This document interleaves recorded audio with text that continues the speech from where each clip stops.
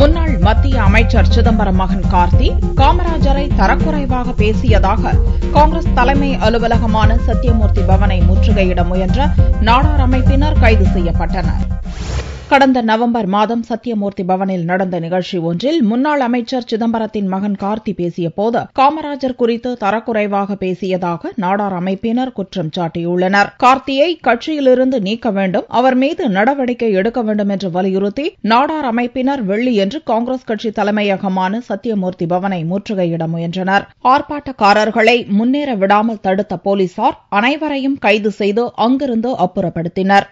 Tamil Nadu Congress committee தலைவர் கார்த்தியை கழுதைக்கு தெரியுமா கற்பூர வாசனை என்று கூறி மிகப்பெரிய குற்றச்சாட்டை கூறினார். அதற்கும் அந்த கார்த்தி சிறிது கூட அசைந்து கொடுக்கவில்லை.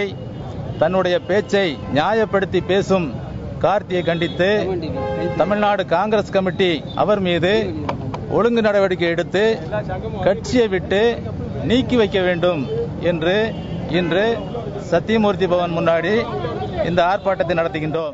சத்தியமூர்த்தி பவன் முன்பு ஆர்ப்பாட்டம் நடத்த போலீசார் அனுமதி அளித்ததாக குற்றம் சாட்டி தமிழக காங்கிரஸ் தலைவர் EVKS இளங்கோவன் தலைமையில் அக்கட்சியினர் திடீரென்று சாலை மறியலில் ஈடுபட்டதால் அங்கு போக்குவரத்து பாதிக்கப்பட்டது.